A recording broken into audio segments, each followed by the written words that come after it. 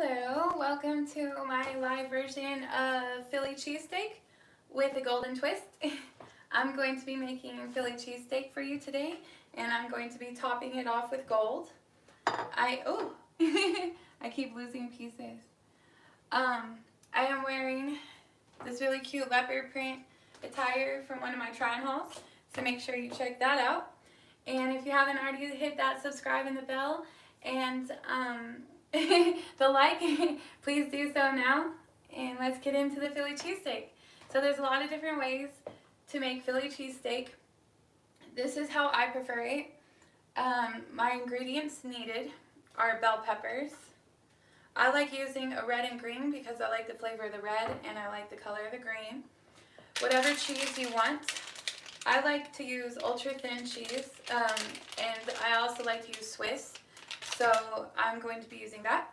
You're going to need some fresh garlic or some minced garlic. You're going to be needing some butter, and I like to use this butter substitute called G. It is a very healthy version of butter. Butter has stuff in it that's like the plastics that you can't really digest, so I prefer to use this. It's just G-H-E-E, G. You can get this at Walmart and Target and probably a lot of other places. And this is 100% healthy for you. Everything in here is 100% digestible and made for your body naturally. So this is actually a very good carb for you or very good calorie counter for you to substitute your butter. It's a very simple fix and it still tastes like butter. So I have my version of butter, some mayonnaise. We're going to use this for the sauce and for the bread to toast it. And then my vegetables, the gold of course. You gotta have the gold. I've already cut these into tiny little slices so I can top it on top of my Philly cheesesteak at the end. I'm using an Italian loaf bread today. I was trying to find some whole wheat Italian bread just because it's healthier, and when you toast it, it's heartier. And it just it doesn't really taste as different as it is way better for you health-wise. So here's the Italian bread. I'm going to be making a couple big sandwiches in this and then cutting them in half. So you also are welcome to get smaller individual rolls so you don't have to, dice it up. And then for my vegetables, I'm going to be using mushrooms. These are half sliced, but I am going to slice these up smaller. Onions, so you really only need one onion. And then I have my thinly cut steak here, and I am going to cut this into smaller strips, but I've already got it shaved thin from the butcher. So I'm going to be cutting up the meat, cutting up the vegetables, and getting our butter prep. And then you're also going to need pans. So I have one pan for my vegetables and one pan for my meat. And then my spices. So I like this Creole dash extra spicy. This is some garlic salt that I've already made. It's just salt with garlic powder. And then this is white and black pepper mixed together. So I got my pepper, my garlic salt, my Creole, and my spicy dash. This is going to be for the meat, and then I'm also going to put this in with my mayonnaise sauce. I'm going to make a spicy mayonnaise sauce to put with the sandwich. And then we're going to have a very, very fancy Philly cheesesteak. A 5-star Philly cheesesteak when we're all done. So we have all of our ingredients, and I think I just need a stirring stick.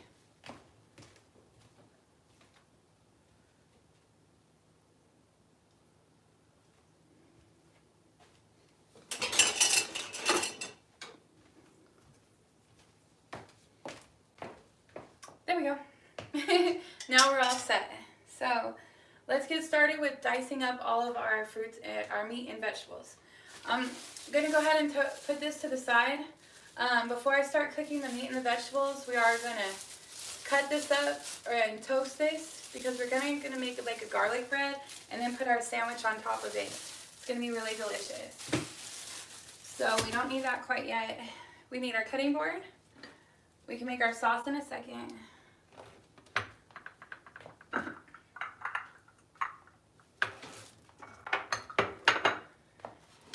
So we can start with our mushrooms here. I like leaving the cheese out while I cook because it allows it to get a little bit softer than waiting to take it directly out of the refrigerator. So we're letting that kind of get fresh there. Alright, so we are going to put our garlic and our mushrooms in the same dish. So I'm going to use a couple garlics for the actual meat part, for the filling part, and I use a couple cloves for the bread part. So to get to this, you just kind of start breaking it apart from the bottom. It's a clove of garlic, a whole clove of garlic. And that alone right there is 2 cloves. I don't want this to be extra garlicky. I just want to add a little bit more flavor to my already existing meat. I like cooking meat with garlic. Actually, I should put the garlic in with the meat and the onions, not the mushrooms. Alright, so this actually already came peeled out. It's already out of the wrapper. It's ready to get cut up. If you have one that's got the paper still on it, the plastic still on it, you want to get a knife or something and just kind of smush it down. And then if it still sticks to it, use some water, but this is going to come right off. So it just peels right out. So I have my 2 cloves of garlic. I'm going to cut those up and put those with my meat. So I'll put them in a dish first. Alright, so let's cut up our garlic and our onions. I have my nice fancy knives. I'm going to be using that one. This one's for my onion, or my garlic, actually. I don't want to use the bigger knife. Alright, so I'm actually just going to start chopping this up in one direction, really tiny, into bigger chunks, and then just working through it.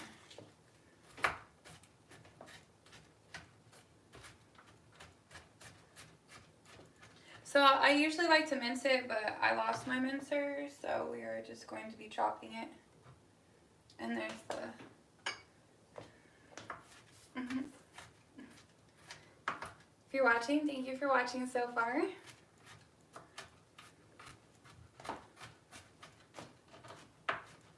Alright, so we're just going to like kind of seesaw this garlic. And these knives are really nice and sharp, so just be careful of your fingers.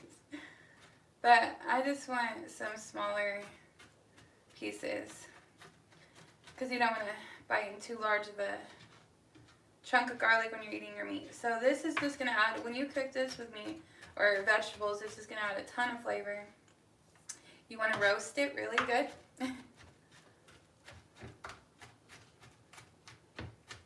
So there we go.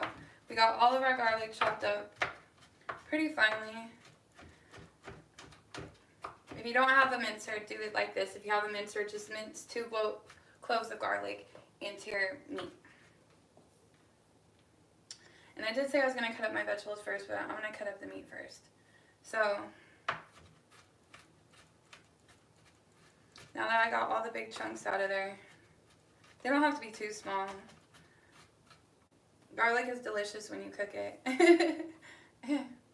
And that's what they make breath mints for. If you're trying to get a little freaky afterwards, make sure you grab some breath mints with this recipe. Alright, so I have my garlic cut up really small. And I'm going to put this into my meat mixture. If I don't lose all my gold first. I'm going to put my gold into the refrigerator just so it...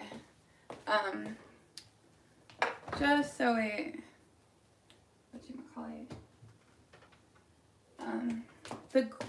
Let's see. Throw this away. Wash my hands. A lot of hand washing.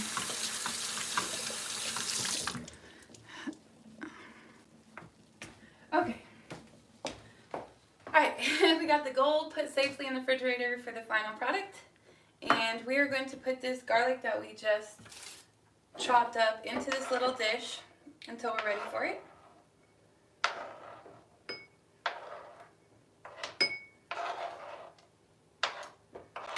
And I actually do like to cut up my vegetables first because once you cut up the meat, you have to clean your station. So vegetables are harmless. So we're going to cut up our veggies first. So let's get back to these mushrooms. See if you can fill up the bowl. We are going to fill up the bowl with these mushrooms. So they are in half slices like this. I am going to cut them into slices like this because it's kind of like fajita strips. The way you're going to cook this is going to be like your onions could be longer, your bell peppers could be longer. So we're going to kind of go fajita style. And fajita style is just like kind of like tortilla strips in shape. So we're just going to cut all these mushrooms up into, and make sure you're dressed up and feeling good about yourself. Make sure you've got something on that you're comfortable in, and really just get into cooking because there's something really therapeutic about chopping up vegetables and just spending time in your kitchen. And if there wasn't copyright laws, I'd have music on right now. But it's definitely very therapeutic to cook. So make sure you're enjoying yourself and make sure you're looking good and feeling comfortable. And it's amazing how, like, even when you're having a bad day, if you just put on something nice, how much better you feel.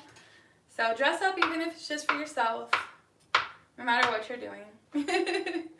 Look good, feel good, eat good. Be happy, right? So I'm not very picky about precision cutting. All of my stuff, that's a weird looking one. Anytime I cut up something, it's usually not too uniformed. I don't think it would pass on the cooking channel. I mean the Food Network channel, because they are perfectionists with knife cuts. But I'm just going to get it good enough so that you don't get too big of a mushroom bite when you bite into your Philly cheesesteak. It's supposed to be just more, again, for flavor. And that's why I like using that spicy. You could use jalapenos because that'll give it a nice little bite to it. But I'm going to use this Dash Spice, extra spicy seasoning. And it's really a really good mix of spices that I really like this stuff called extra spicy. It's got in here cayenne, oregano, celery seed, paprika, cumin, basil, bay, and a whole bunch of other stuff. Mustard, rosemary. So it's got a lot of good stuff in there. And be careful because it does get spicy. You weren't joking about that. And I have already washed all my vegetables and fruits. There's no fruits in this recipe. I have already pre-washed all my vegetables. So at this point, I'm just going to cut these up with my big knife here into little chunks.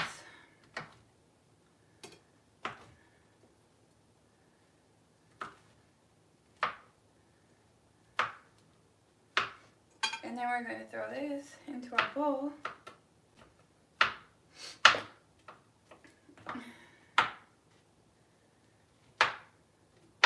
Philly cheesesteaks are pretty fun to make. They're very tasty. They're good to fill up everybody's belly. It is a complete meal in one. You get the bread, you get the vegetables, and you get the meat, and the dairy. You get the cheese. So I'm going to look through these and see if I got any rejects. We'll bring the rejects back out here. There's a reject. You're too big. Alright. You only want little bites of flavor. You don't want a whole mushroom. The size of the way you cut up your fruits and vegetables makes a difference in the way that your food tastes. So definitely cut it up to your preference. If you like that big mushroom bite, leave them half sliced like that. If you like them not so big, like me, we're going to slice them up like this. So here we have it. We got our mushrooms. Yay. We got our mushrooms and our garlic. me wash my hands.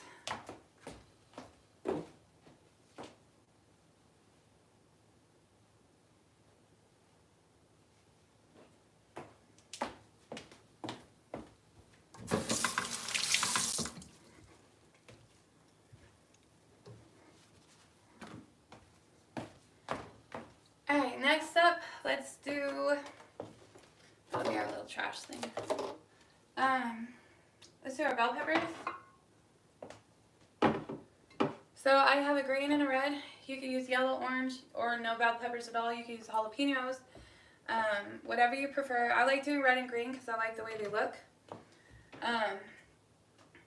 I usually pop off my top of my bell pepper. I usually like cut a piece out of it. Sticky seeds. Alright, so I'm going to put my big pieces in here until I get rid of all the seeds. And then I rinse these out. I cut the stem out with all the seeds on it. Like so.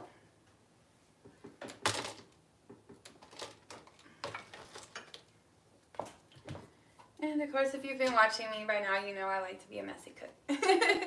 So we're going to be trying to be as least messy with all these seeds. I pick out these little extra, they're kind of like foamy pieces inside the bell pepper. I like the harder meat when I'm cooking, so I usually cut that out. Now I rinse this with water to get the remaining seeds out. See all those little seeds in there?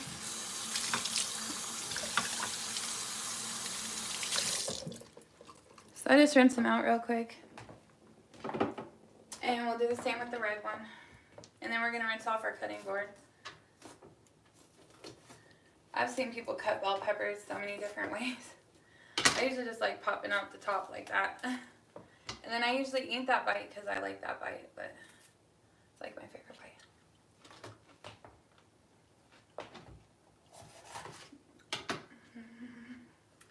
And we're just going to cut into it, pick out all the seeds, rinse it out. Get this show on the road. Alright.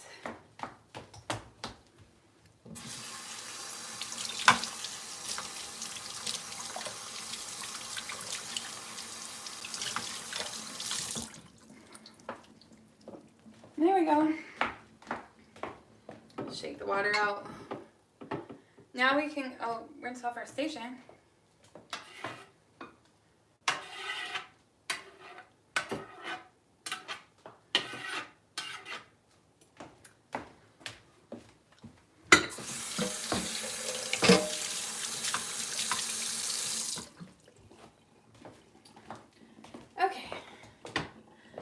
So I'm going to kind of cut these into semi-strips. So I'm going to cut each of these in half, and then I'm going to cut these in half. Slice these. They kind of look like little candy canes. If you wanted to do a like little Christmas thing with vegetables, you could use this as a candy cane. I used to not be a cooked bell pepper fan. I only liked them fresh, but I do like bell peppers in my Philly cheesesteaks for some reason. It's like they kind of just belong. Of course, I think if you're from Philly, you would disagree with that.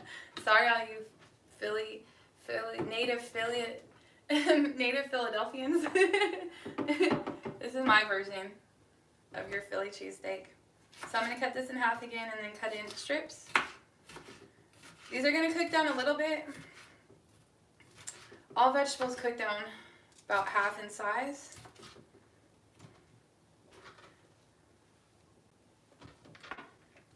And I love the way they smell.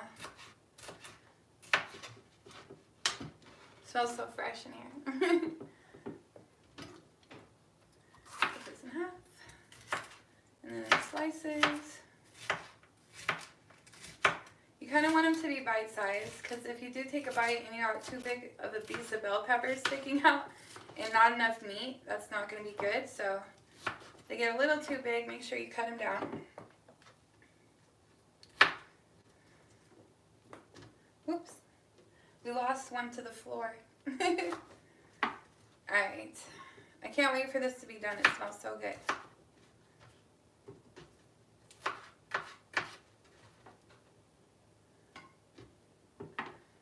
rejects, recut them.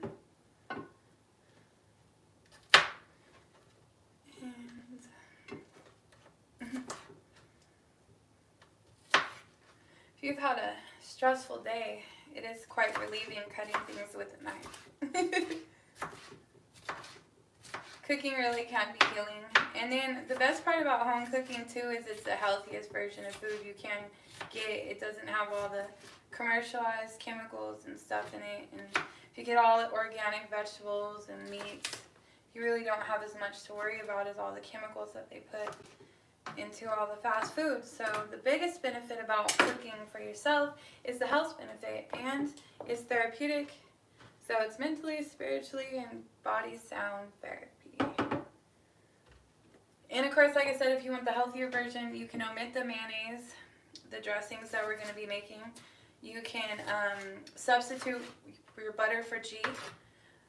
As far as I know, olive oil and ghee are the only two natural fatty oils that our bodies need, and that's 100% good for us.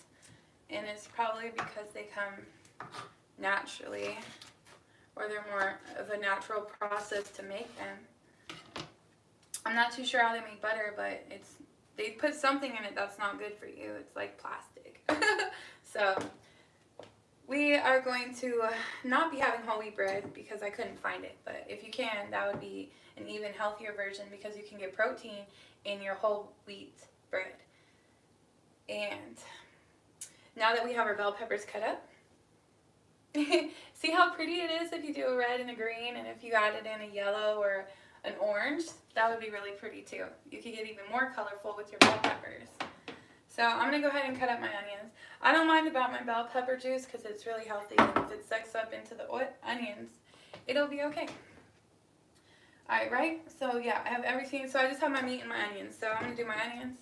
Now if you cannot stand like cutting up onions and it hurts your eyes, just put some soda in your mouth or some water. I have some water.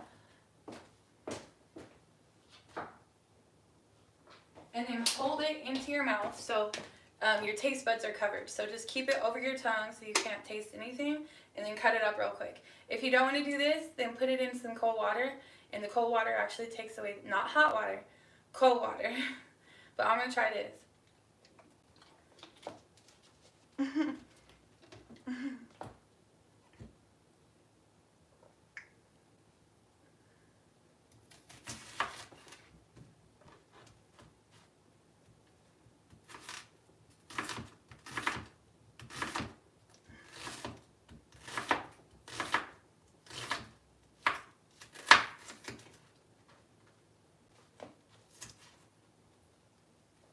I think it's working.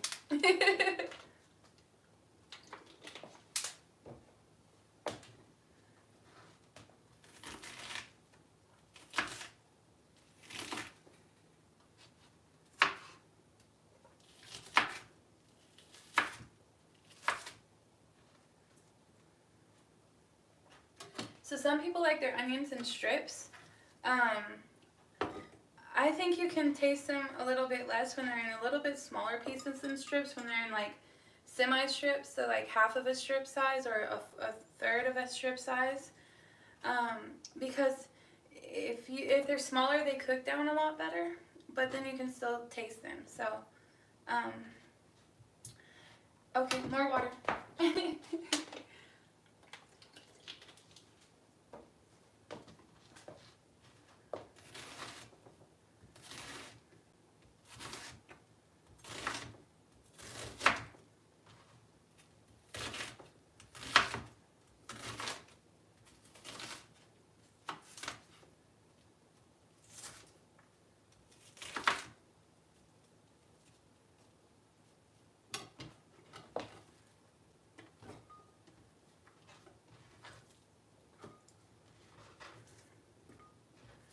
And that almost worked until I swallowed. You gotta leave your tongue covered or it doesn't work.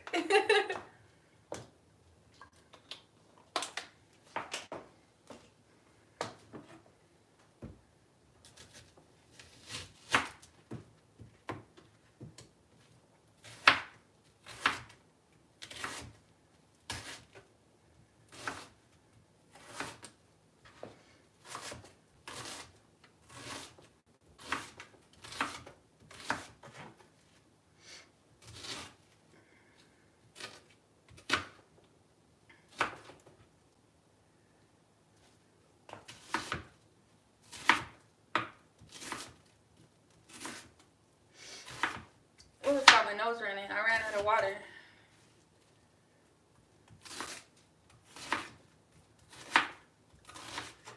Alright, so now that we have almost successfully gone without making our ice water, let's throw all this. I don't like kind of the edge parts because they don't cook down, like the really thin pieces. I'm not a fan of those.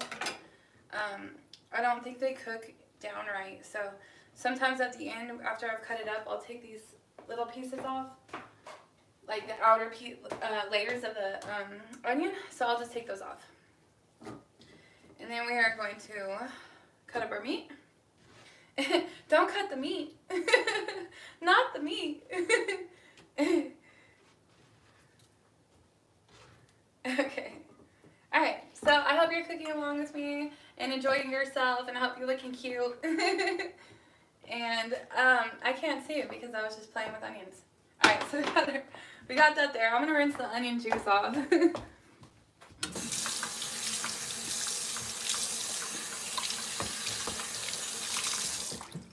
There we go. Now, our meat. I think this is the right knife. I do have a bread knife, but I think I want this one or I want this one. I'm not sure which one I want. So, the cutest knives ever. Let's see which one cuts better. So now, I have my steak. I did freeze these for a little bit, but I've had them sitting out while I was preparing to get ready, so they're not quite as frozen as they say it's best to cut it with, because if it's frozen, it cuts better. But if it's not frozen, you can still go with it. It's okay. Just cut it. I have my cutting board here. I'm going to put my meat down, and if you see how thin that is a super thin piece of meat. Slab. Slab it. Alright. So I'm going to actually cut this one twice. So I kind of want my pieces of meat. Oh, wow. This is a really sharp knife. I've never used this one before. Alright. Those onions got me in 1 second.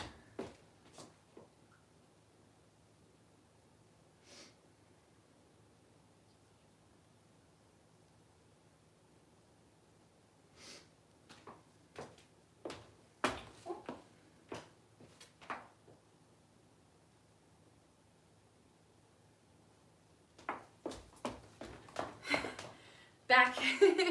Alright, so I've cut my meat in half like this. Then I'm going to cut it into strips like this. So this is the part where it gets, when you cut against the grain, it's harder to cut. You need a sharper knife or have it be frozen. So the first cut was with the grain in half, and now this is against the grain.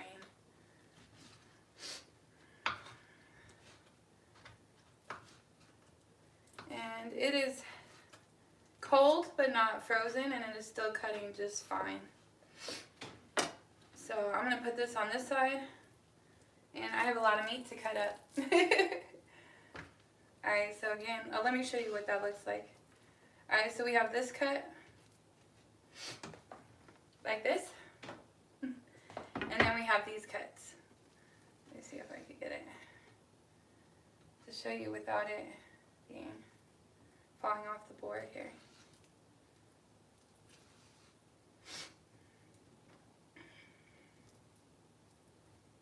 Alright, so little slices like this.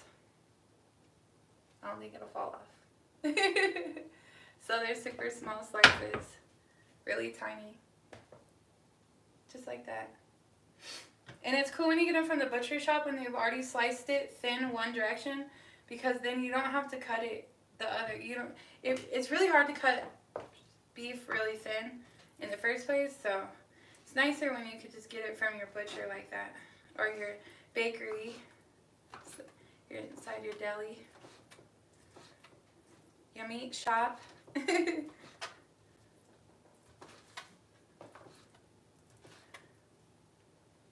wonder how many different kinds of meat shops you could have.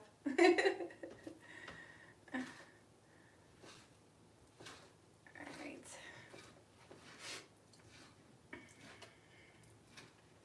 So you are going to need a stovetop and a broiler.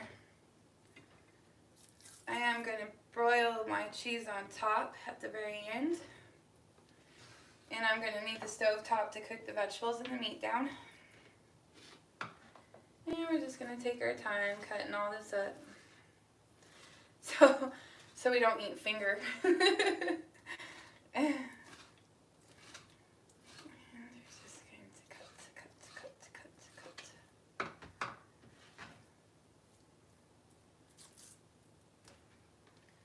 And I'm going to cut it in half.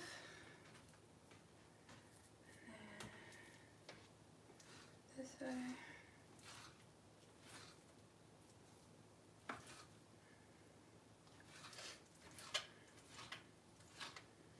And your meat, the more uniform you can cut your meat, like the more same pieces, the better it cooks evenly.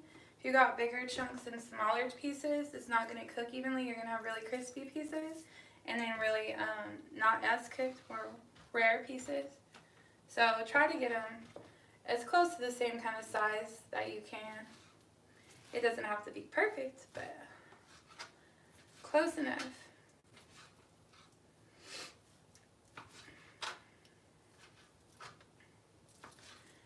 There's nothing like a warm meal to warm you up on a cold, wintry day.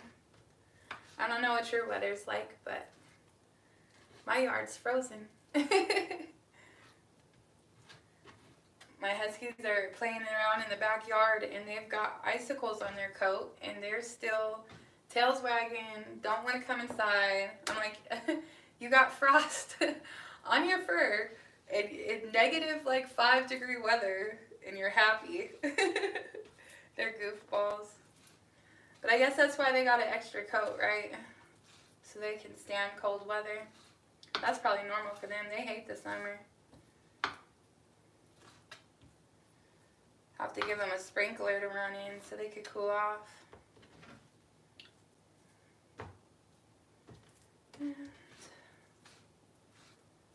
I really do love these knives. Not only are they super cute, they're really, really sharp, and it comes with every type of knife you would need. So there's like vegetables, fruit knives, bread knife, meat knife, butcher knife. I don't know what this one's for. That's like the Norman Bates. Or is this Michael Myers? Oh man. Okay. I have to keep myself entertained. Hopefully I'm entertaining you guys. Thanks for watching so far. Please don't forget to subscribe to help my channel. And make sure you look for this try-on haul, this leopard print try-on haul coming soon. And I made some more weed butter, so I can make some weed brownies and some weed cinnamon toast crunch cookies. So make sure you check out all that. I'm going to cut like 2 at a time because this is kind of taking a while. And I like playing with meat, but not this kind of meat. Alright.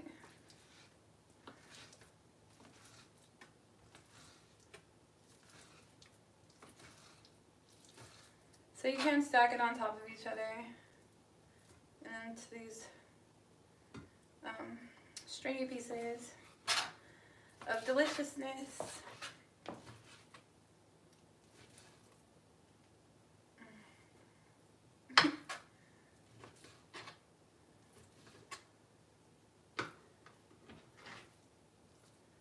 Alright.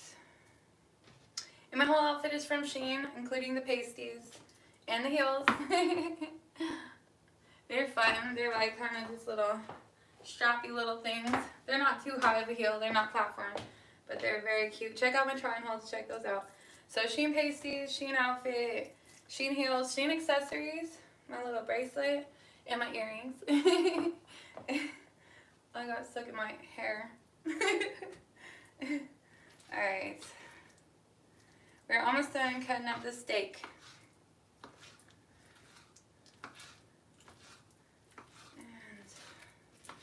Make sure you make enough of it because you're going to need one really big fat one to fill up each person. So, and they're great for leftovers too. You just keep it separate. You don't make the actual sandwich. You just keep the meat in a Tupperware and then you can actually heat it up, and then make the toast the next day. Just make the toast fresh, heat the meat up, and then put them together and melt the cheese. So this is actually a really good recipe that you can save for later. You just have to keep the meat separate from the bread. And then it's ready to go when you're ready to go. Are my ears sticking up? These are also from Shein. They went with a little leopard costume that I have on my try-on-haul.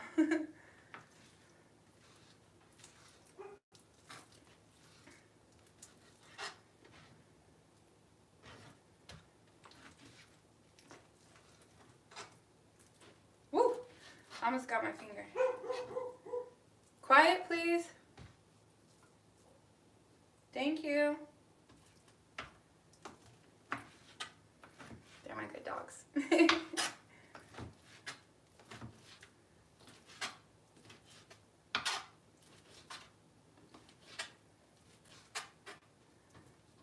Okay, so there we have it. We got our meat put aside. And now we're going to do the meat marinade. So how I marinate this, I did forget one step. Let me put this aside so I can have a clean station.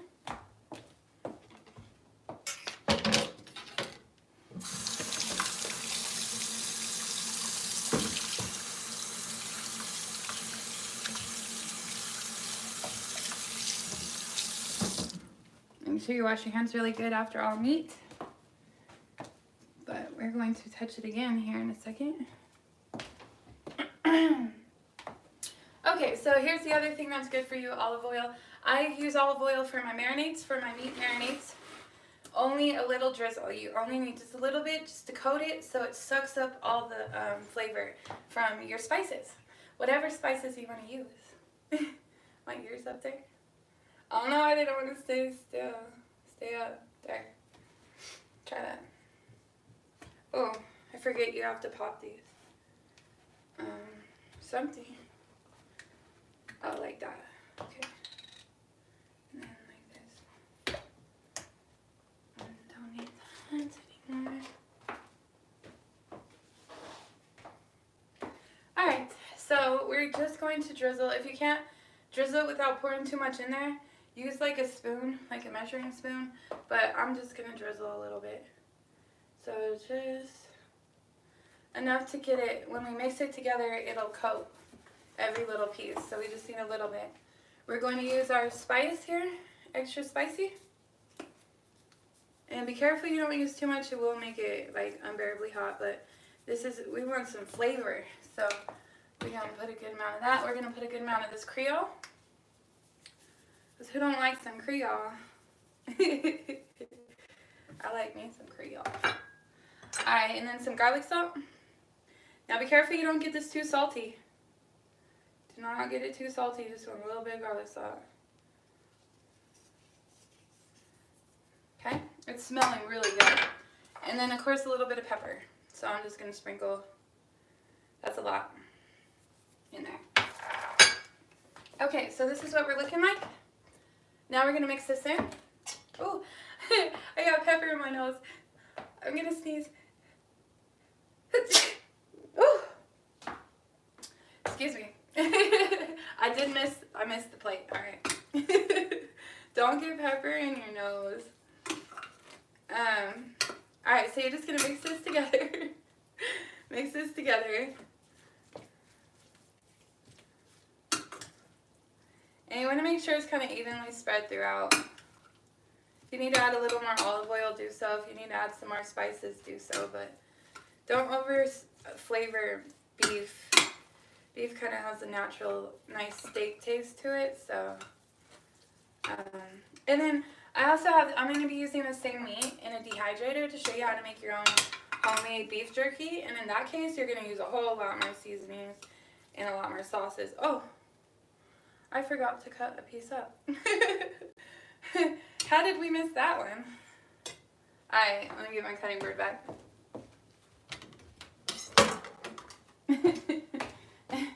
This is going to be a blooper. Missed like a whole piece of steak here. Alright. Careful. I don't cut myself.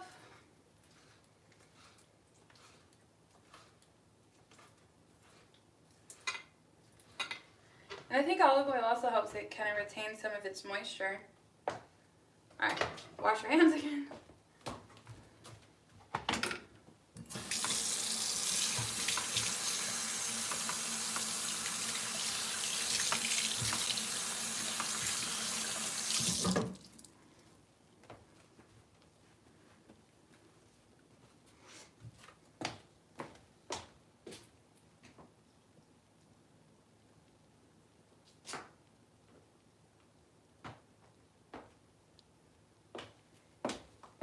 Okay, now we got some clean hands, and we're going to keep stirring our meat here.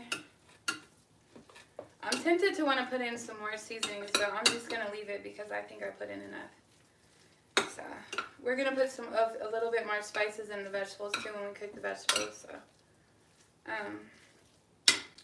better to not overdo it. But you know what? I actually am going to put in a little bit more Creole. Just a little bit. This has salt in it too, so be careful. There we go. And stir this in. And then we're going to let this sit. So we have our meat marinating in the spices that we are going to cook it in.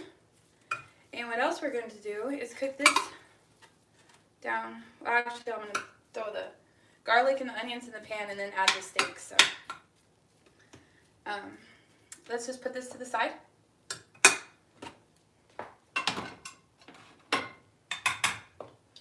And then let us put our meat pan to the side. Not quite ready for that. We could put our oil up. Alright, so now we have all of our vegetables cut up. Let me show you what this marinade looks like. So it is a beautiful, beautiful peppered, greasy look. Alright, so we are going to saute our bell peppers and our mushrooms in our saute pan.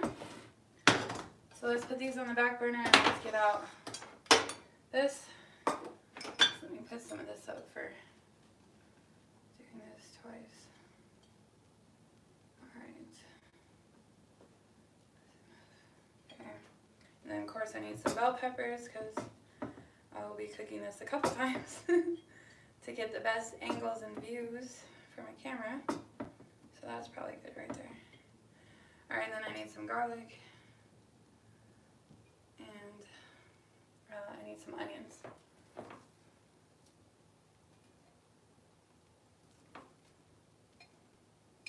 And then of course I need some steak. So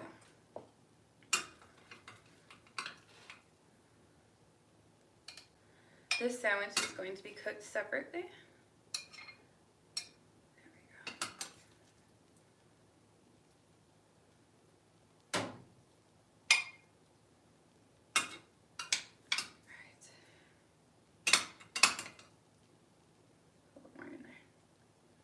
Okay, so I'll put this aside.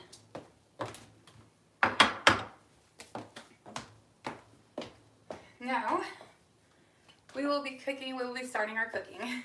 Alright, so in our pan here, we are going to put our garlic. Oh wait, too late. I was going to do that with the meat, but we'll do that with the vegetables. So we're going to do our garlic and our onions. That's what we're going to start with. And then we're going to add our bell peppers and mushrooms. Alright. How's the ears holding up? Are they up? It's always better when they're perky, right? Okay. Alright, so we got our meat in our meats and put to the side, and we got our onions and our garlic in here. Let's turn on the stove. I want this on a high because I want to cook this fast. That one. That part. So let's get our stir spoon. It's okay that you use the same spoon because it's all, we're going to eventually have this cooked and then add more cooked ingredients to it. So you don't really need 2 spoons because it's all going to end up in the same dish. Now if you wanted to keep your vegetables separate from your meat, switch spoons, but it's all going to the same place and it's all getting cooked, so that's all that matters. As long as you're cooking it. Alright, so we're going to wait for this to get hot.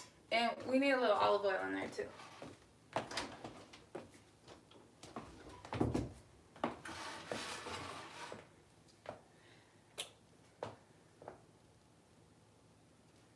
Just a touch.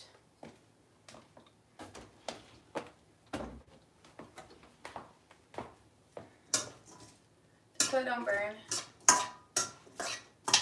So we kind of want to cook this fast, like we want to kind of like saute it.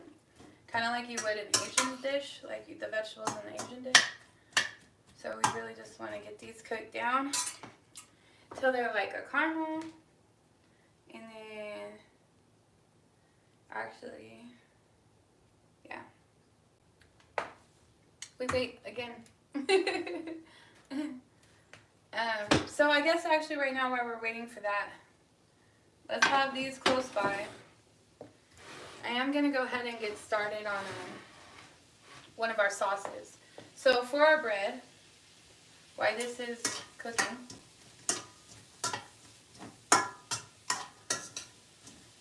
just make sure you occasionally stir it so all the onions and all the garlic get cooked through.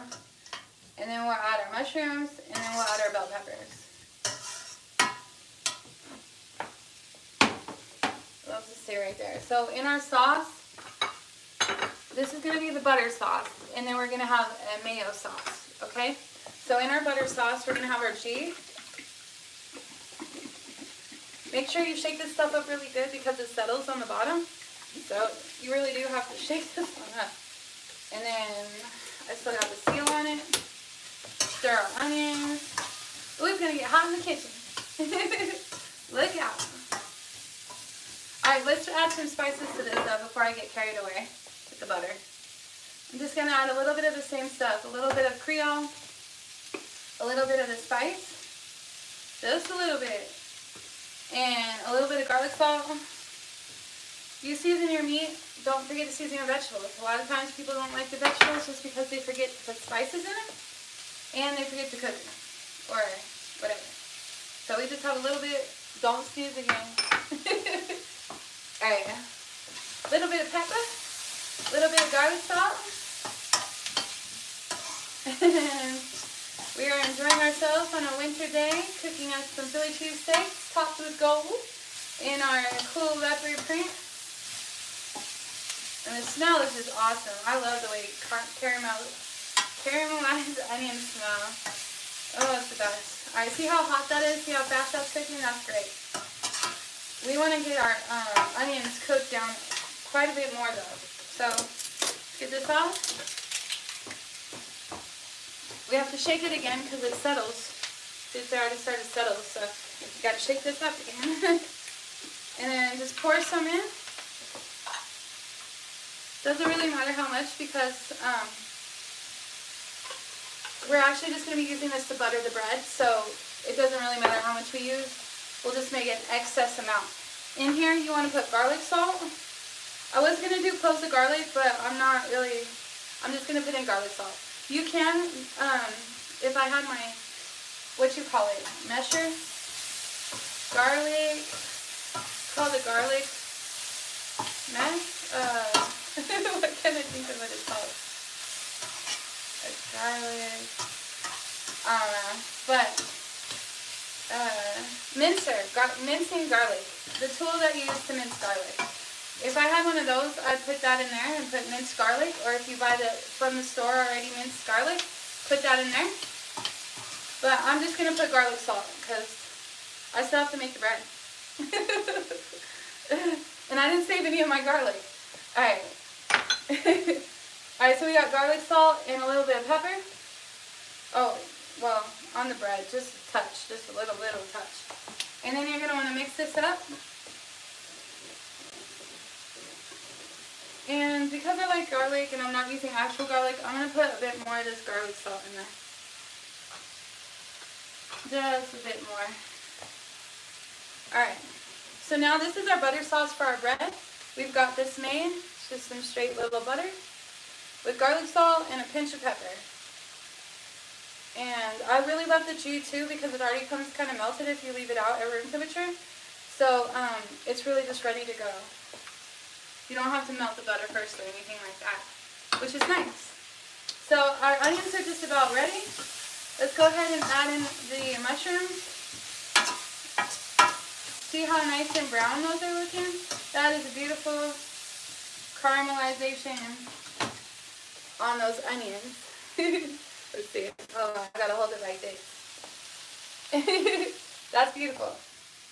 So now that we got them nice and brown, we're gonna add mushrooms first.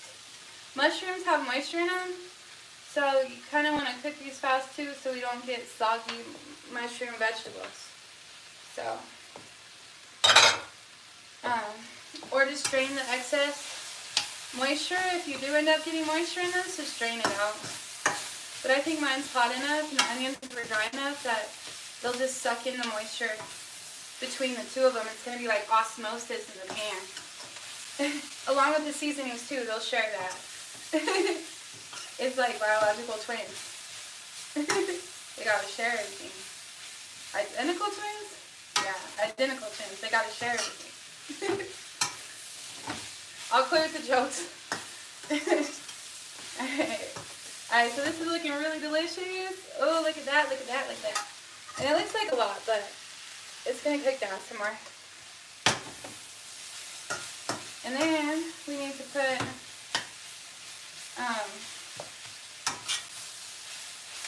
our bell peppers in here.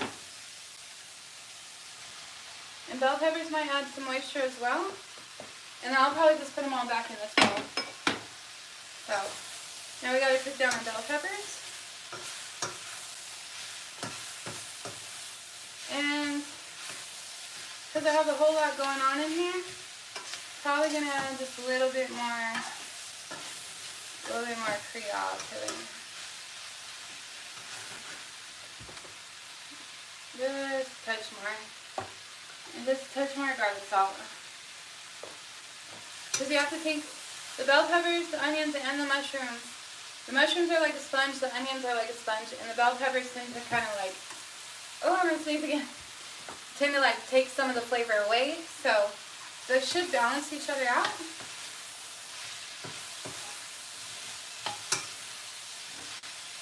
And then once these are all cooked down,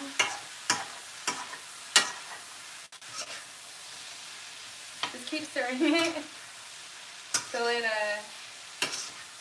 gets to a nice cooked consistency that you're ready to bite into. Because you don't want a big old raw piece of bell pepper with a nicely cooked piece of steak. So, by the time, the reason why we start with the onions is because they're still cooking, so by the time we've got our mushrooms cooked and our bell peppers cooked fast, onions take longer, mushrooms are somewhere in between. So, we're about to have the perfect consistency of our vegetables, and then we're going to take them off the stove and let them sit until we're ready for them. Ear check. Okay, alright. So keep stirring so they don't burn to the bottom of the pan.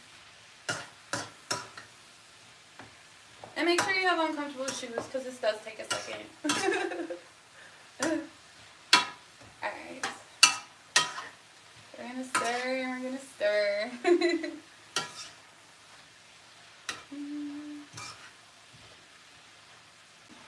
Thank you for my viewer.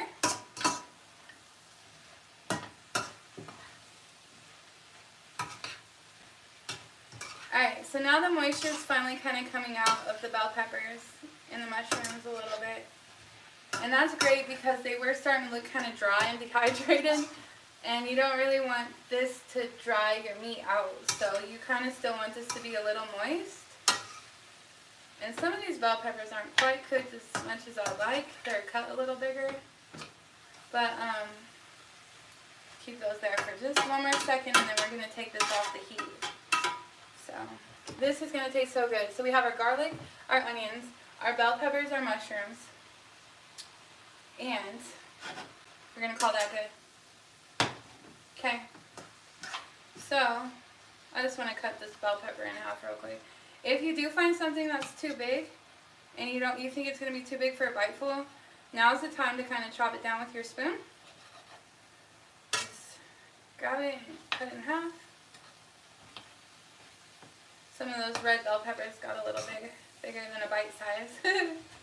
There we go. Because again, we don't want it to overpower the meat. And we are only going to use as much as we want. As far as ratios to vegetables to meat, if you cook extra vegetables, there's like you can turn this into an egg omelet for breakfast. So just put whatever we're not going to add to the meat away for leftovers. Or make extra so you can also make breakfast and dinner at the same time. So start with your vegetables for breakfast, put them aside, and then for dinner, when you're ready to cook the meat, just grab your vegetables out and they're ready to go. So there's a lot of recipes that you can kind of, if you do want to go to home cooking, it's just the way to go for a lot of reasons. A lot of the problems we have today are because of the food we eat, and it's really does come down to you are what you eat. And so it's very important that we try to find better ways of eating. Like, you know, every recipe we have calls for butter, so a healthy butter, that's a win. That alone can change your diet or the way you feel just in general. Alright, so this is really beautiful. See, that's hot. Let me show you. Look at how colorful that is. Got the mushrooms. Yeah, that's beautiful. Alright, so we're going to put this in this dish here. Oh! Casualties. I have some casualties. And it wouldn't be cooking with cakes without me making a mess. And without the cakes.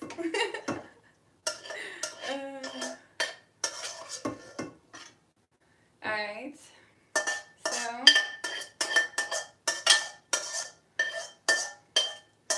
we are on our way.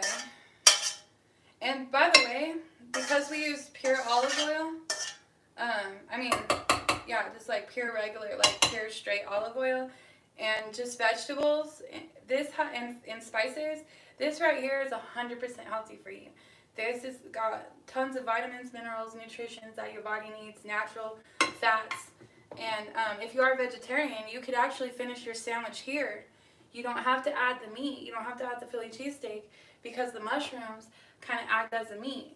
So if you wanted to do a vegetarian version, just stop right here and then do the bread part and then make your sandwich. Make your sandwich. Alright, that's hot.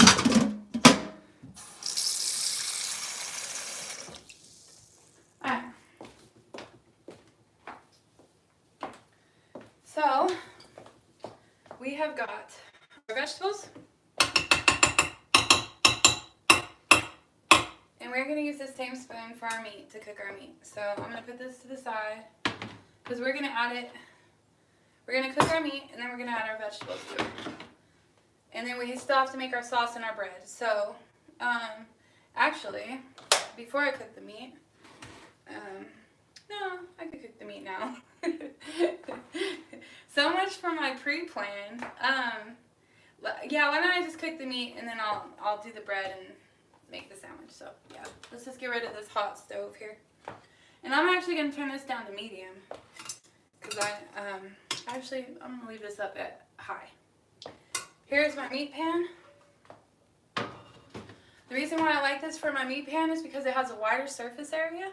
You want to get your pan hot, and if meat sticks into a smaller pan, you're going to get a lot of moisture on the bottom, and it's going to be like broiling it, and your meat's going to come out tougher.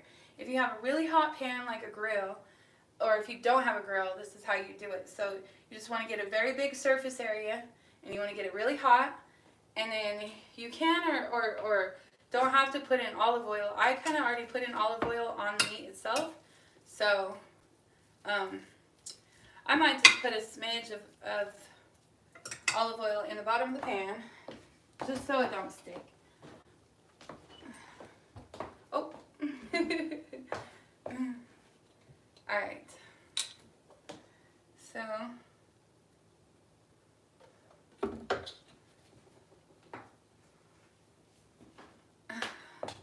Alright, where did I put it? Okay, so I just put a little bit in the bottom of the pan. As you can tell, it's already really hot. Just move your oil around a little bit. So the pan is already nice and hot.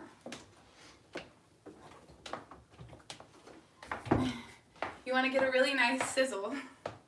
Alright, so get our pan nice and hot. And that's feeling really hot. So I'm going to go ahead and just spoonful this in here. See that sizzle? And then as I set it in here, I'm going to spread it out through the whole pan. So I'm not going to put it all in the same spot. I'm going to separate it out and divide it up into the whole pan. And then we're going to need to stir this so it doesn't start sticking to that. So just like that.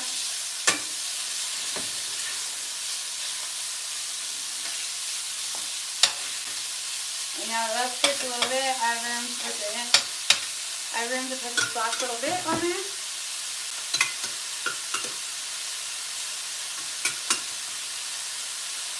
Alright. Now you're going to need some. Stir this up. And if you wanted to do a taste test, now would be the time. When you first get a piece of meat cooked or almost all the way cooked, you could try your steak and do a taste test and see if you need to add any more spices. But I'm just going to wing it. And see how this is cooking nice and fast and it's browning already?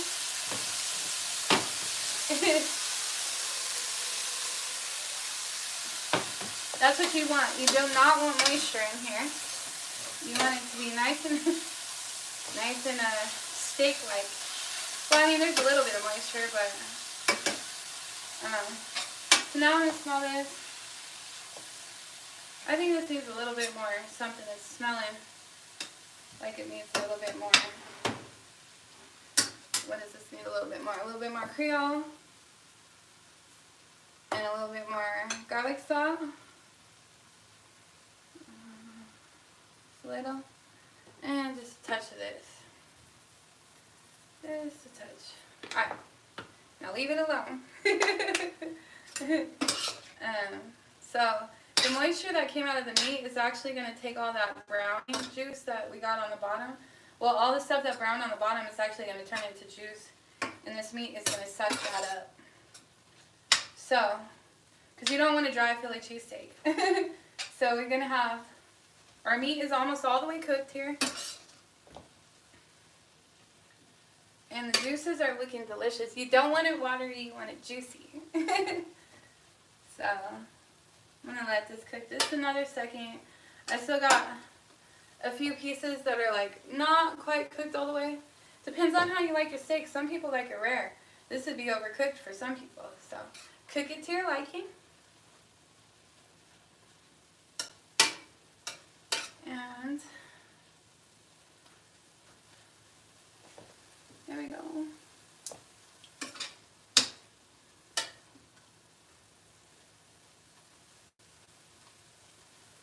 And we're going to call this good.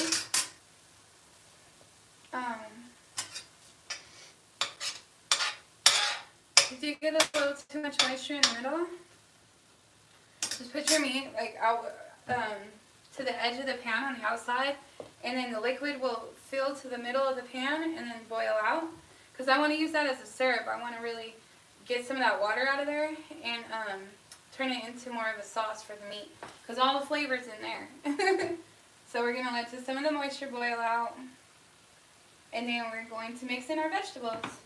And I think I do have enough steak for all of this, but we'll spoon it in a spoonful at a time.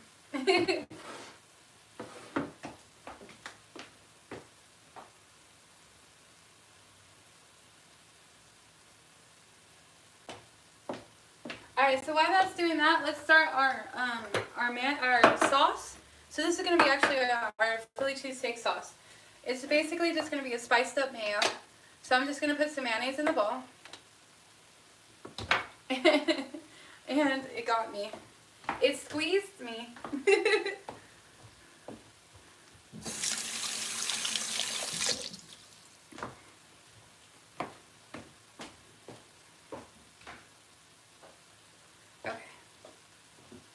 My light is messing with me. Okay, so our mayo sauce. So I'm basically just putting a little bit of mayonnaise in this cup, okay?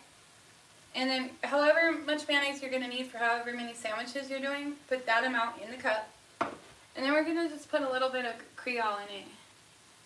And a pinch of garlic salt. And a pinch of pepper. And that's basically going to be flavored mayo. Go Steez! And then we're going to need to stir this up, which I don't have a spoon for. So, I'm actually just going to whisk this together.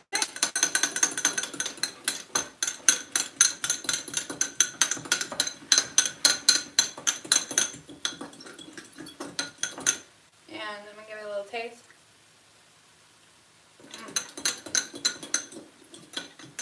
Yep.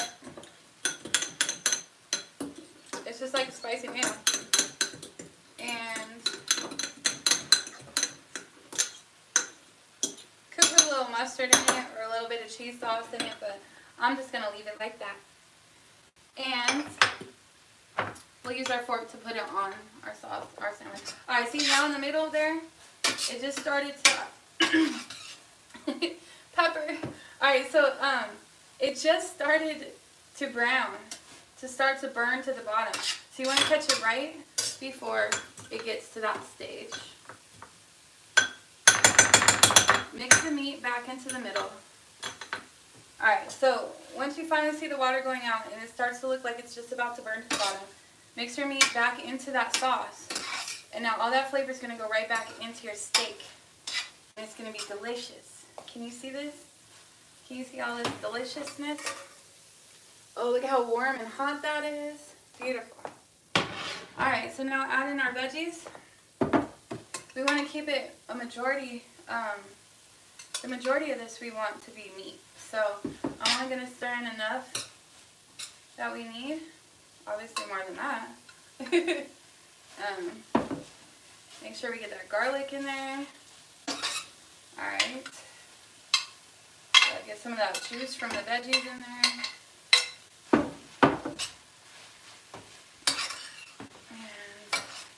we might put the whole thing in. There's a lot of steak in here. But that's kind of looking pretty good. I kind of like that. We're still mostly steak. Alright, so we're gonna stop right here. Oh, I can't stop. I can't stop. Alright, for real though. I think this is the right consistency. Anymore, and it's not going to be a majority meat. So, yep, that's perfect. Alright, so now we have enough for 2 omelets. And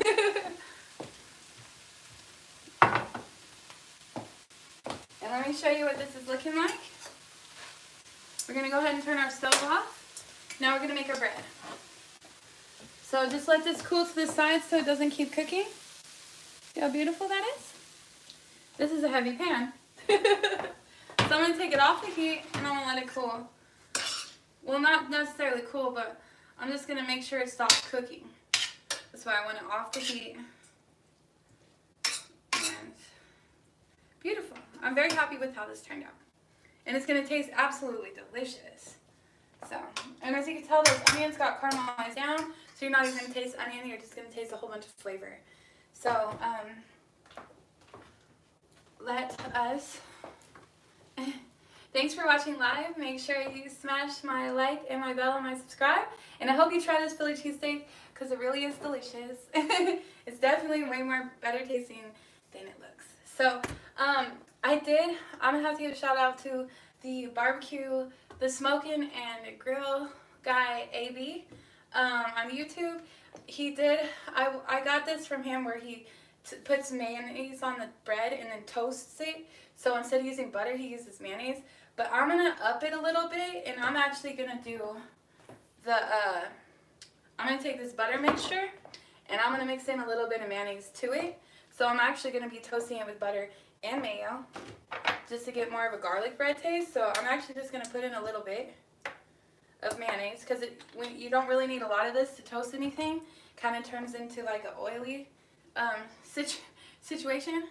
So I'm going to mix in my mayo to my butter. And then I'm going to use this to toast my bread. So I'm going to spread this on my bread. So let's get our bread started. Let's clean our station. And then we're going to use this to toast the bread. And we're going to need a pan for that. So I thought I was ready. Alright, so I'm going to put this aside. And then, next step.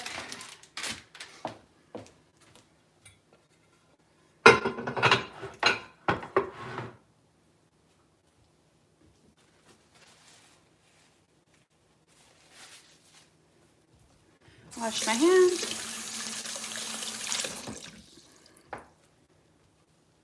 There's my towel.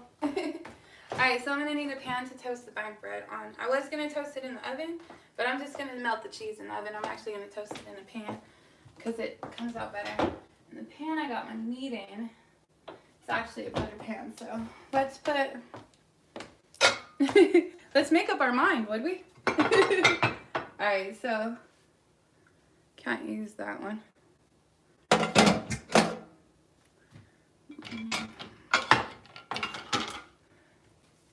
I think it'll all fit in here. I think I can get the meat to fit in here. I have bigger, oops, sorry. I got bigger bowls somewhere. I just don't know where they are at the moment. I don't know if it's all gonna fit. Alright. I think I'm gonna make a mess. Like, I think it's gonna end up on the floor, so let me find a bowl.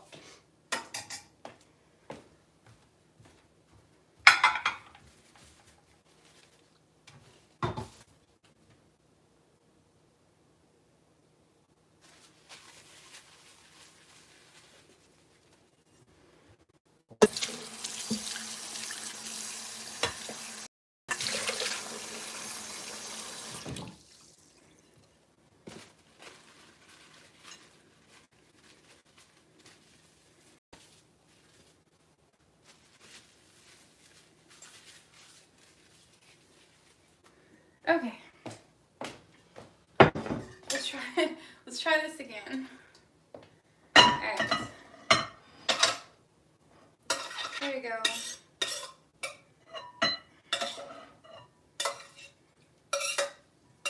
And there we have.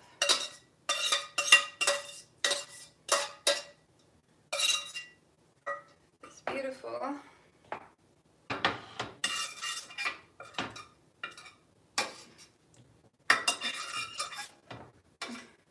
Here we have beautiful cheesesteak. Yummy. Smelling and tasting delicious. So I'm going to go ahead and wash this.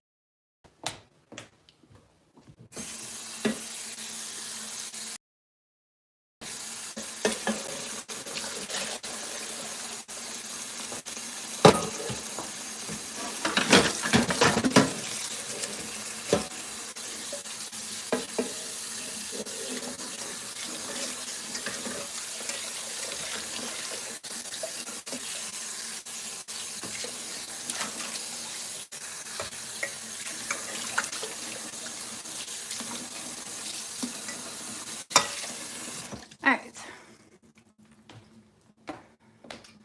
Let me dry it. And put it back on the heat.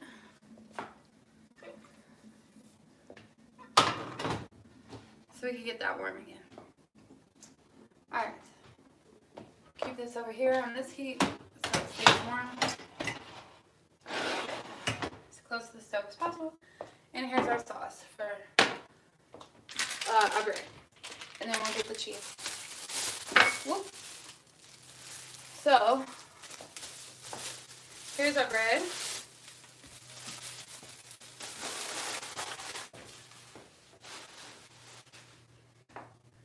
We are going to use our bread knife. An occasion to use my knives. Oops. And I'm going to need more room for that.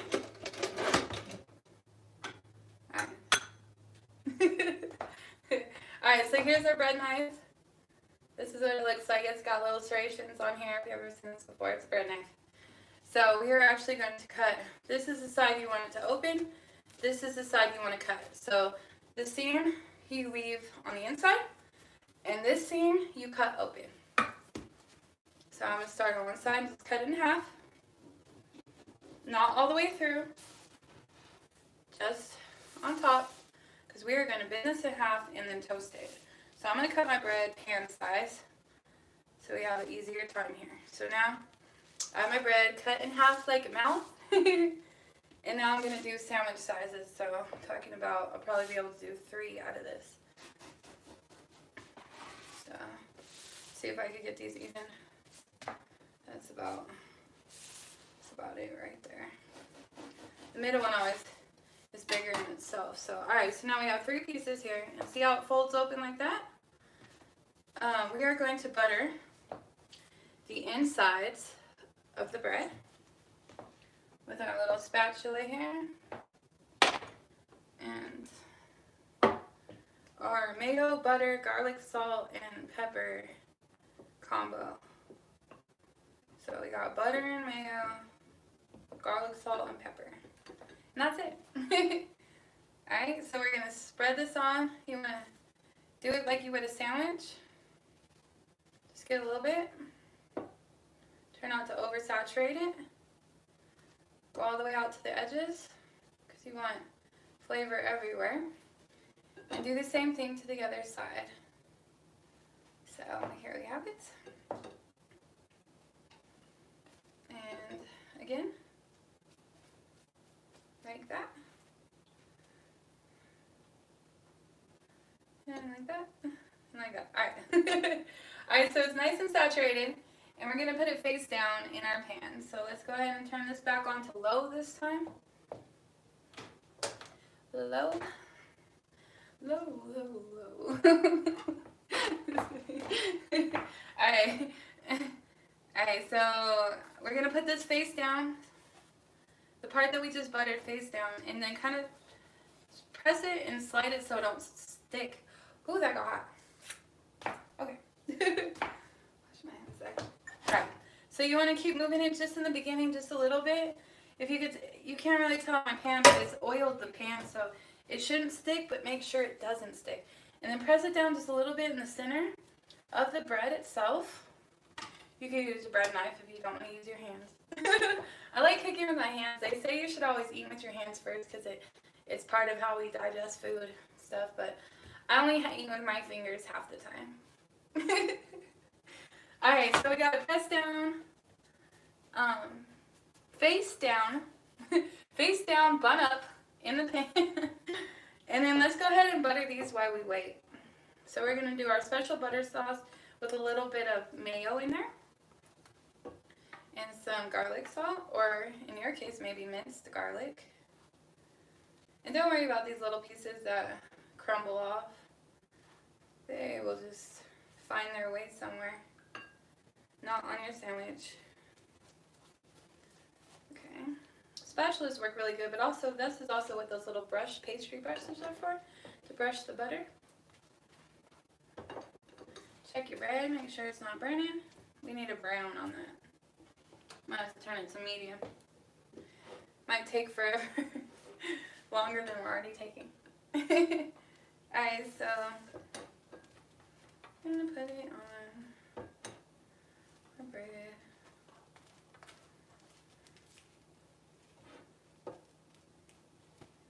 Let's stick that back on there. Use glue it on with butter maybe. And now Italian bread is really soft, but it really does make really good garlic bread. And that's really what we want. So we're going to have the outside crispy, and then we're going to toast the outside and the inside. But then the inside, this part is going to be nice and soft. So you're going to get a lot of different textures, a lot of different flavors. Just a combination of beautifulness in your mouth. So, as you can tell, it's melting, but it's not quite toasted yet. So we're just going to be patient here while we butter our next thing.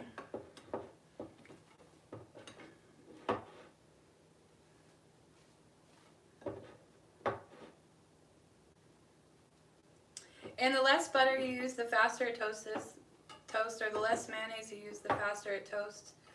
But I want this to be really rich and decadent because we're going to top it with gold. So we want it to be really full of as much flavor as you could pack into it. Different flavors. Build on flavors. Build on textures. If you don't like it toasted, omit this part. Butter will not taste good unless it is toasted. So just don't do this step. But who doesn't like butter and mayonnaise? Just kidding.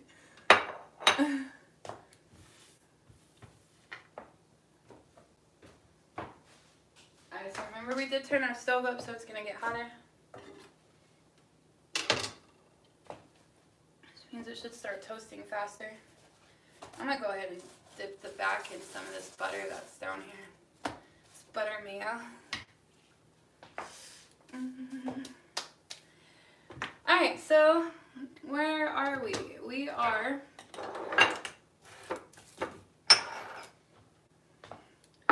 at the sandwich stage. So now we need our cheese.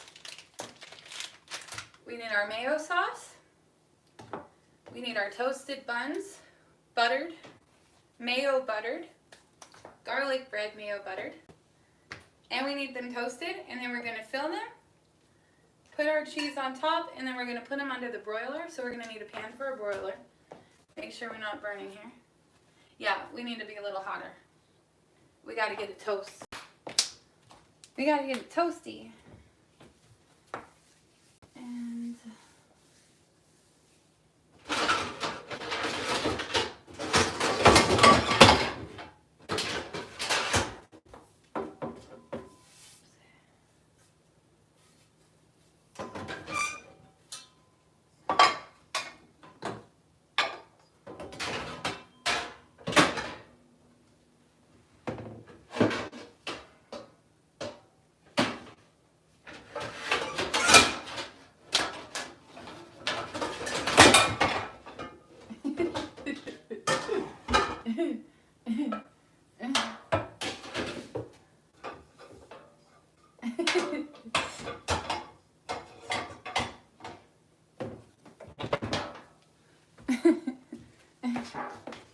I got 2 million pots and pans and I only use like 5 of them. So I have my dish here that I'm going to be putting the rolls on when we get to that part. And I can hear our bread doing something. Ooh, that smells good.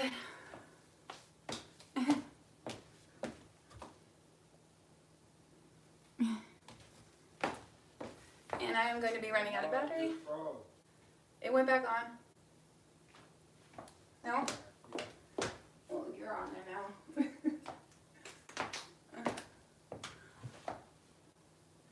Alright. So we are going to toast our bread. Alright, look, we got a little bit of a golden thing. And oh my goodness.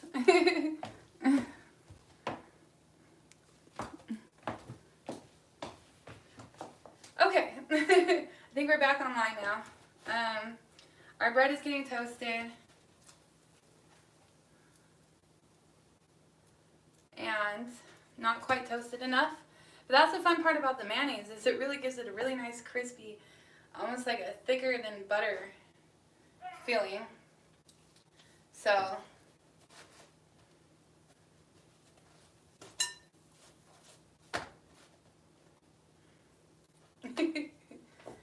alright, so we're going to toast our bread, and then we're going to make our sandwiches, and we're going to put them in the broiler. We're almost done, guys. Don't go anywhere. We're almost done.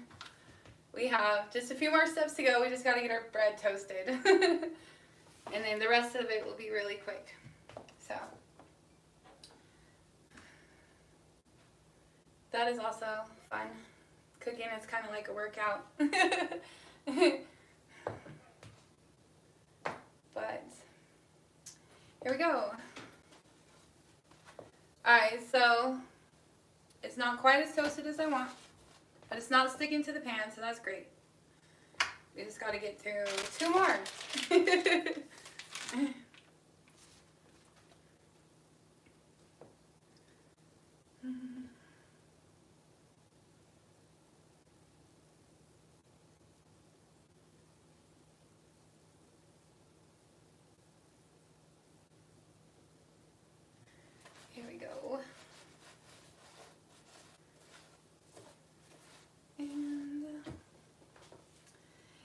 wasn't so cold, I'd be outside making a snow mermaid.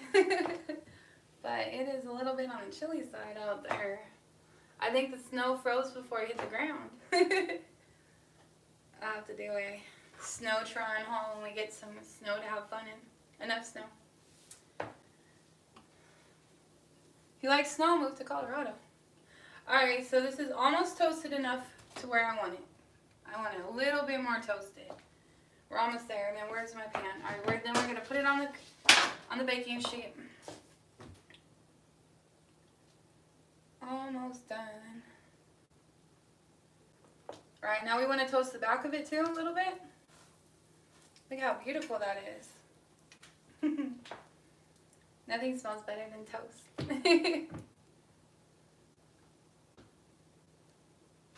Alright, so we already got a fast little crisp on that side because it doesn't have as much of the mayonnaise and butter on it.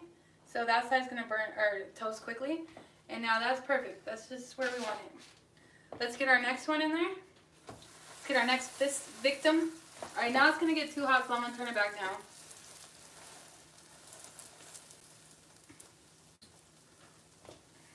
So press it down a little bit, but make sure it doesn't stick. Move it around. Hear that?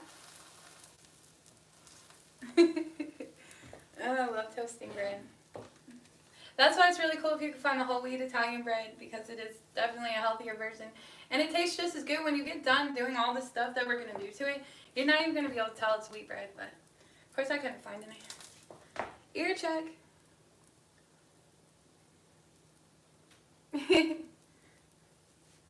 So I hope you're at home looking good, feeling good, and about to eat a good meal with me.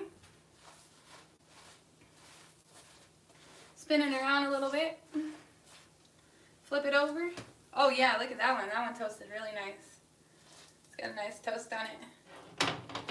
Remember, the backside doesn't take as long to toast, and you really just want a little crisp on it. So just do a couple seconds on that. A couple more seconds. That wasn't a few seconds long enough. So if you cut the bread the way we did, if you notice that fold in the back actually keeps it held together. If you cut it the other way, right now they'd be falling apart, and then it would just be more of a sandwich than a Philly cheesesteak. So make sure you cut the right part of your bread. And there we go. That's beautiful. Let's get a little bit more color on that side. And one more to go. Now we're cooking. And then we're going to put our sauce on it. And then we're going to put our Philly cheesesteak on it. And then we're going to put our cheese on it. And it's going to be delicious. So I'm going to go ahead and... Oh, man, I forgot.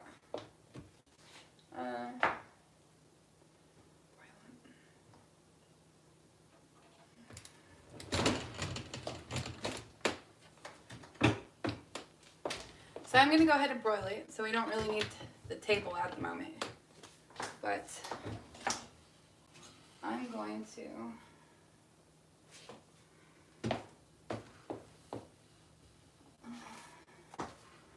Not frying anything.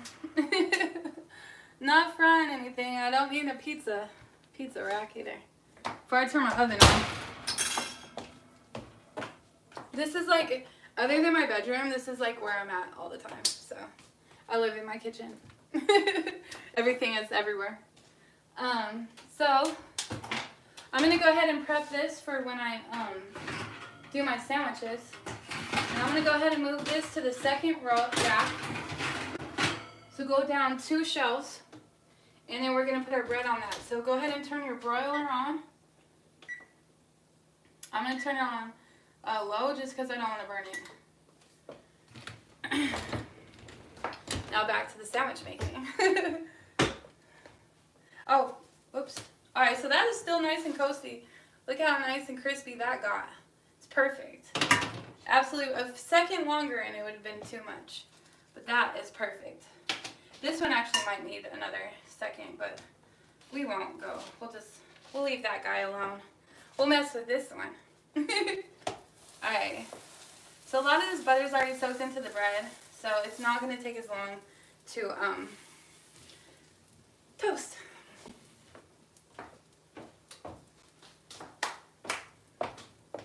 And remember, we got to do the back side, both sides. Oh, look at how golden brown that's getting.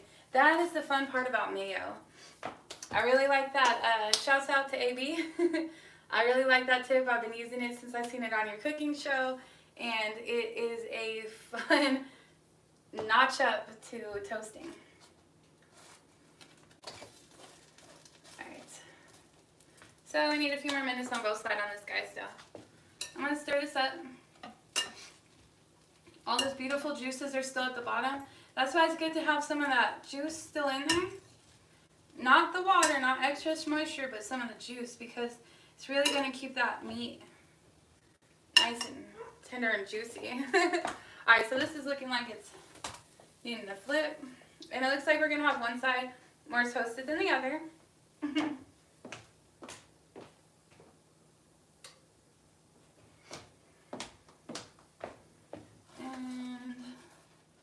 let's press this side down.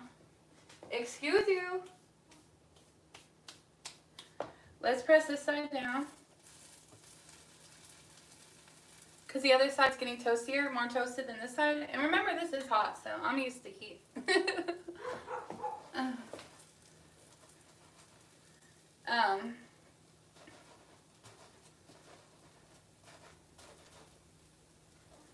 Alright, okay, that's beautiful. We're going to go with that. My neighbors are home. My dogs don't like that. They're very protective. Okay, so we have a beautiful golden crust. Let's get a close-up on this. This one's not quite evenly as toasted, but it is still beautiful. This one's got a nice good crust on it. And see how beautiful? Alright. Oh, don't forget to take your pan off the heat, because you don't want to burn that thing.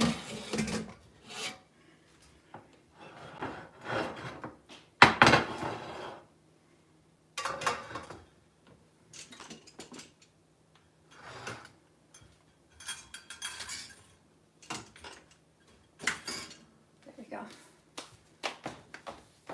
Get all the hazards out the way. See if my light will come back on.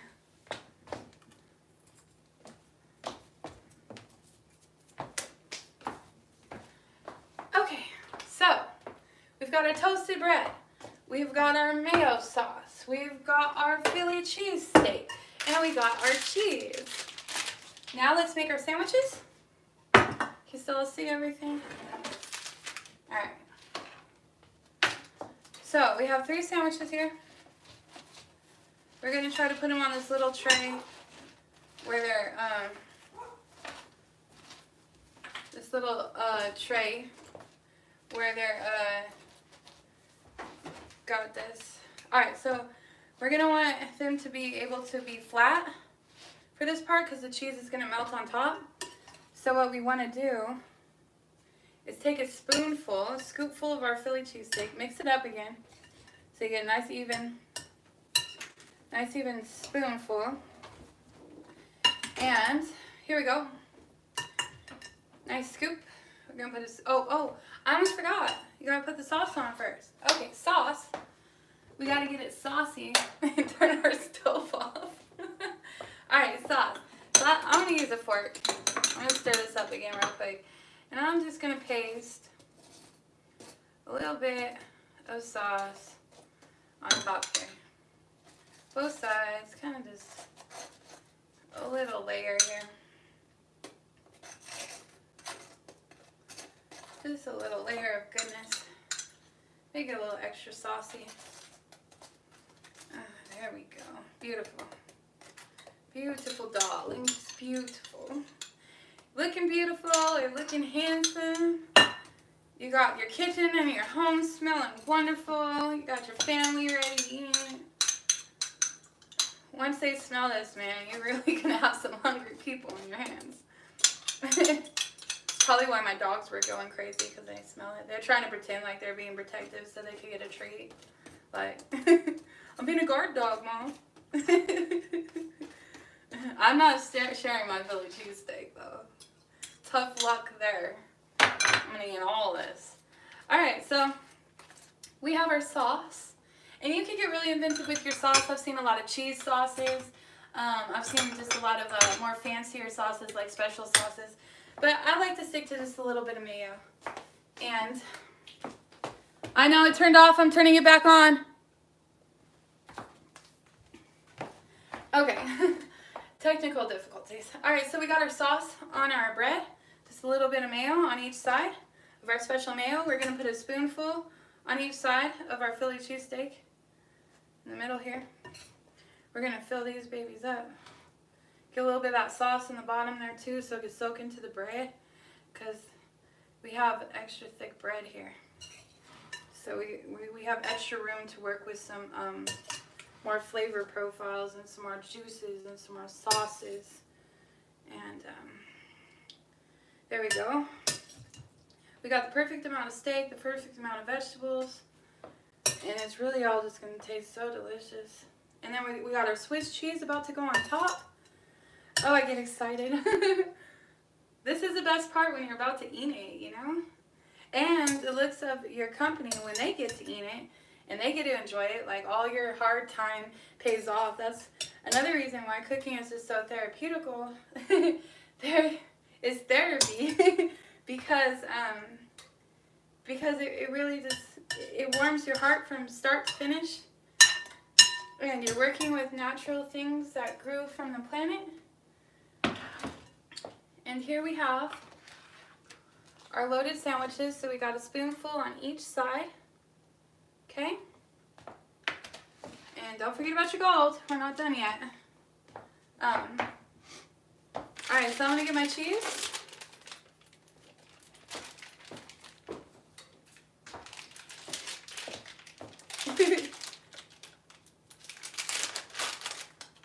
Oh yeah. Alright, so luckily this has paper in between it because it is already half melted, so we're not going to have to put it in the broiler for very long at all, which is the goal. And this is so thinly sliced. Sometimes they put the papers in between them. I don't like that. So we are just going to put these thin pieces. We could get this off. Alright, we're going to put a couple pieces. So remember, it's going to fold up in the middle. So we're going to put 2 pieces on this side and 2 pieces on the other side. Like that. And then that's going to be enough cheese, really. Because you don't want it to take away too much. That's why I like the thin slices, because you could put 2 pieces, or put a little half piece there on it comfortably without it being too cheesy and you not being able to taste the flavor of the meat. So we're going to, I think that's 1 piece. Alright, we're just going to tear a piece off here. There we go. We need 1 more, or 2 more. Let's see, I got 2 more. There we go. Put some more right there in the middle. Another one, another piece over here. Alright, so here's what we're looking like. Let's see if I can show you without dropping it. We got this beautiful thin layers of cheese on top. We got our meat on both sides. And now we're going to just toast it in the oven real quick and we're going to be done. So let me get this out of my way. Oh, we can't forget the gold. Alright, so we're going to put this on the top shelf of the broiler. On the second to top shelf under the broiler. Like that. And just literally give it a second. If you walk away from it, you're probably going to burn it. I've done that so many times, I hate to tell you. I'm like a blonde, so I get sidetracked so easier. Maybe I just get sidetracked because I'm me, so I'll walk off and then I'll be in La La Land. And then I burnt the bread. I do that to garlic toast all the time.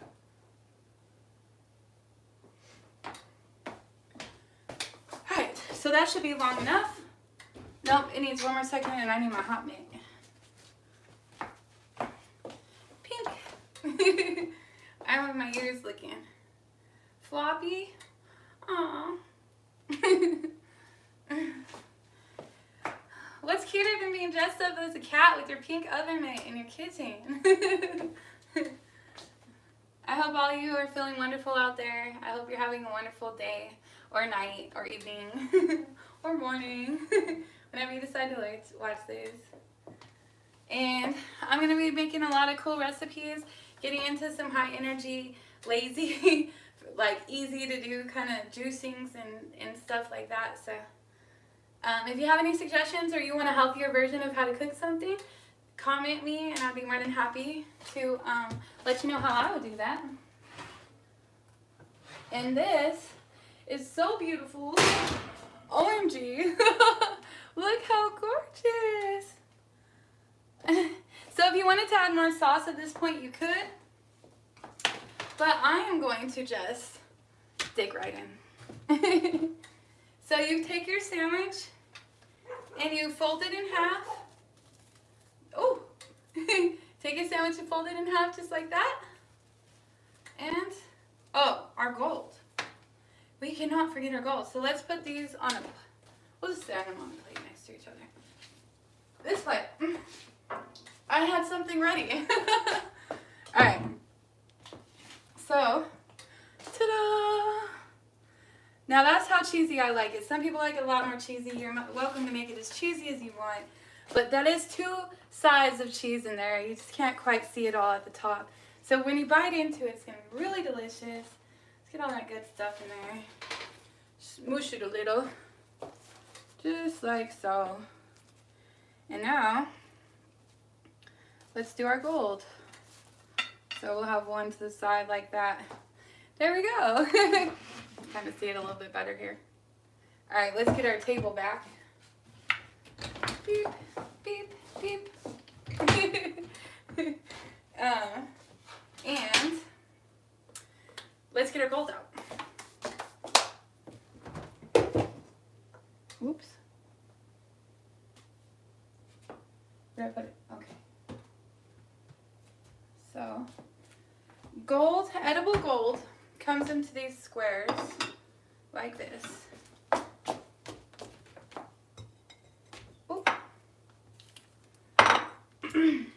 It does melt when it gets hot, so anything hot will melt it. So make sure your hands are cold. They come in these little squares like this. So we're gonna put a few squares on them, and then we're gonna put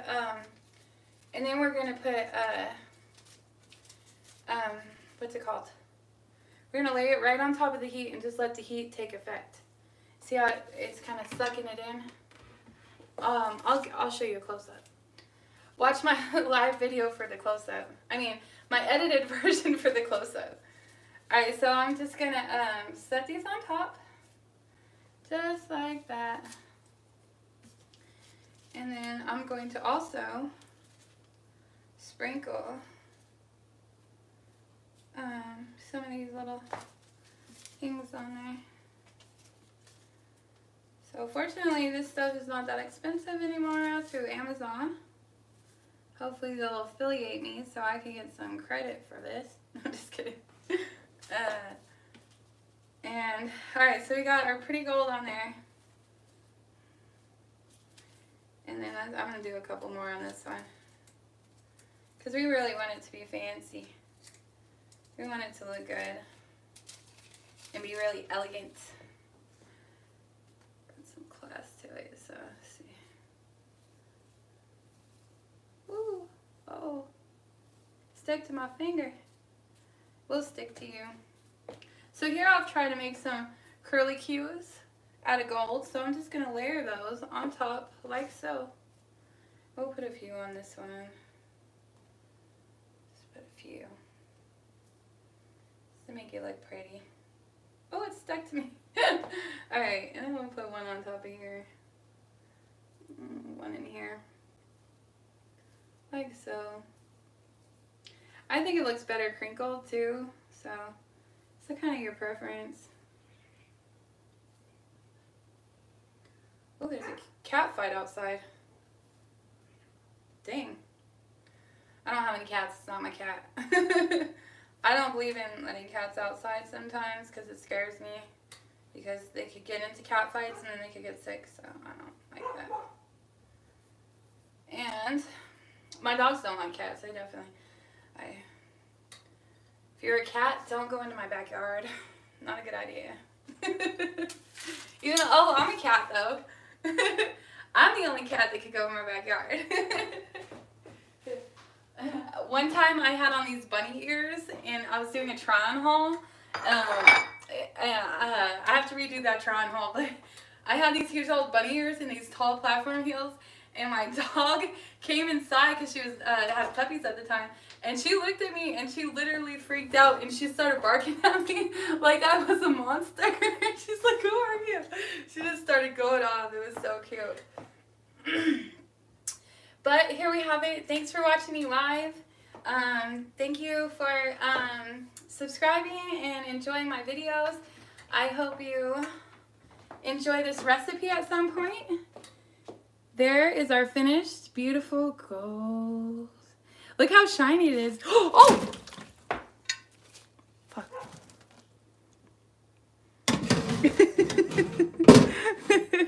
Oh man. Let's not put that on anything. Alright. Damn.